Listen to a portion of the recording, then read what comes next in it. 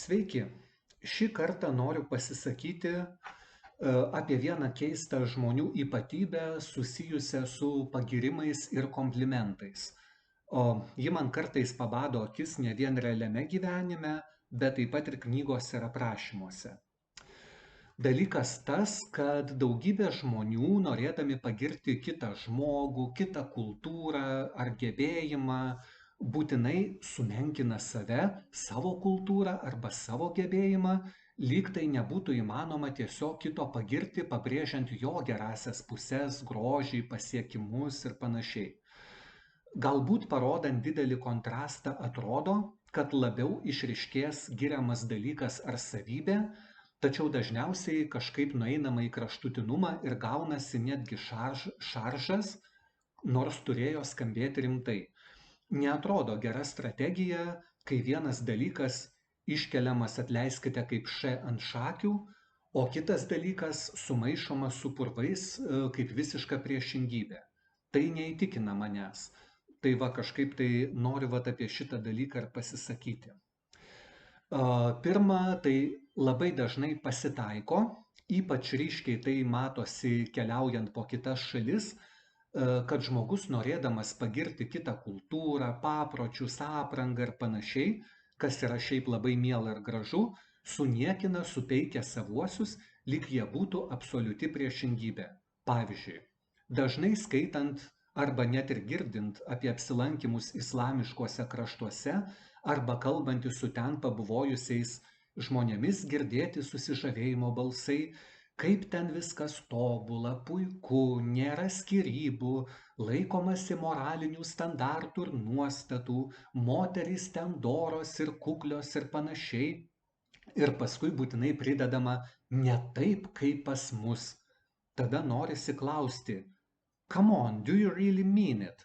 Tikrai pas mus viskas priešinga negu ten? Ogi kas taip sako? Atspėjote, būtent tas žmogus, kuris pats yra išsiskyręs, persiskyręs, arba turi sutuoktinį išsiskyrusi, persiskyrusi ir niekaip neneša į tą pavyzdį, kurio pats taip žavisi. Tai kam tas priešdėlis iš didžiųjų raidžių ne taip, kaip pas mus? Tikrai, jeigu matome kitoje kultūroje ką nors žavaus, gražaus ir mums priimtino, tai žinoma, būtinai pagirkime.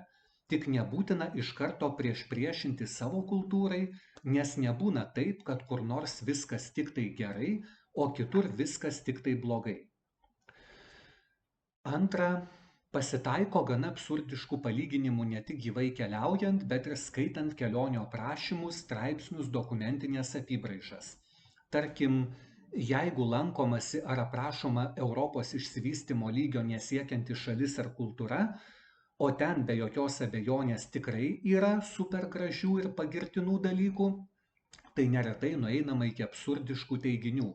Neva Europos civilizacija tapo visiškai materialistinė, o va kita dvasinga šalis, tai gyva vien dvasia, jos gyventojai tobuli ir vos negerai, kad jų nepasiekia progresas, kad jie kartais neturi nei kelių, nei elektros, nes tada juos užpultų baisioji civilizacija, sunyktų toks dvasingas pasaulio kampelis, taptų eiliniu Disneylandu.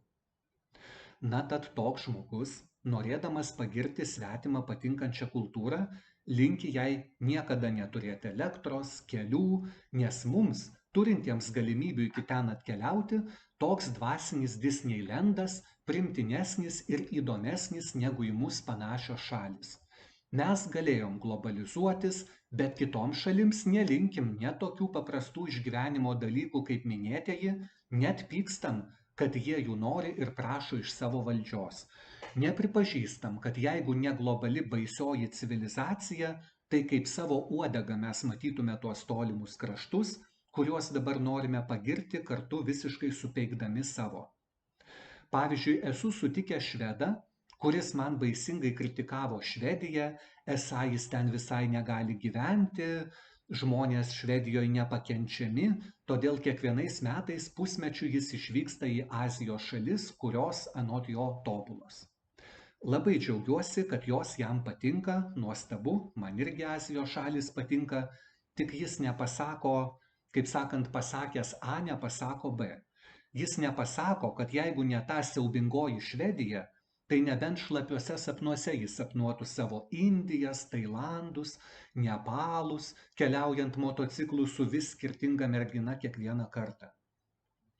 Taip pat esu skaitęs įvairių keliautojų dokumentinių apybraižų, kur jie vos neatvirai pasako, kad labai gerai, jog civilizacija nepasiekė, tarkim, Zanskaro slėnio Indijos Himalajuose ir žmonės ten gyvena kaip viduramžiuose, nes tai yra labai autentiška.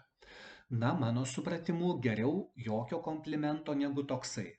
Arba kad jis niekada nebūtų išverstas į tų tautų kalbą ir jie jo nesužinotų. Išeina viduramžiuose gyvenančią tautą jam įdomiau bei egzotiškiau lankyti, tiesiog atrakcija. Taigi, jeigu matome, ką norime pagirti tuose žmonėse ar krašte, tai ir pagirkime. Nesakykime, pas jūs viskas tobula, o pas mus viskas tragiška. Žmonės nedurni ir tuose kraštuose jie žino ir supranta, jog tai netiesa. Na ir trečias dalykas, kurį noriu paminėti, tai laimiai dabar vis rečiau pasitaikantis variantas, tačiau vis dar neišnykęs yra toks, kai žmogus, norėdamas pagirti kitą žmogų, jį iškelia, o save arba kitą visiškai sumenkina. Kiek kartų esame girdėję, ypač giriant vaikus, tavo vaikas šaunuolis ir sportuoja, ir matematiką 10 mokosi, ir tėveliui padeda, ir močiutę aplanko, ne taip kaip mano. Suprask, nieko nemoka, nesidomi, vos neaugantis kalėjimo kamštis. Tikiuosi, šiais laikais vaikai nebegirdi tokių palyginimų, o jeigu girdi, tai yra pastebima ir kažkas gera juose, ne tik tai giriamajame žmoguje. Jei suaugęs žmogus giria kitą suaugusį ir nusimenkina save, na tai irgi prastas komplimentas, jau greičiau sakyčiau savivertės problema. Tai mano išvada būtų tokia. Visi žmonės, šalis, kultūros, reiškiniai turi ir teigiamų, ir neigiamų pusių. Perdėti, nenatūralūs, karikatūriški komplimentai, taip sakant, neskanūs ir lengvai perprantami. Būtinai pagirkime tai, kas mums patinka, įkvepia, atrodo žavinga. Pasakykime komplimentą, jeigu mums kitame žmoguje kažkas atrodo tikrai žavu. Tai žmogus jausis lyg dovaną gavęs ir nuoširdžią dovaną. Tačiau antra vertus, nepulkime niekinti savęs. Jei perdėsime, tai patys atrodysime komiškai ir nenuoširdžiai. Tai tiek norėjau pasisakyti. Manau, kad mano mintis jums buvo aiški, kad tikrai nesu nusistatęs prieš komplimentus, tačiau jie neturėtų būti perdėti ir turėtų būti nuoširdūs.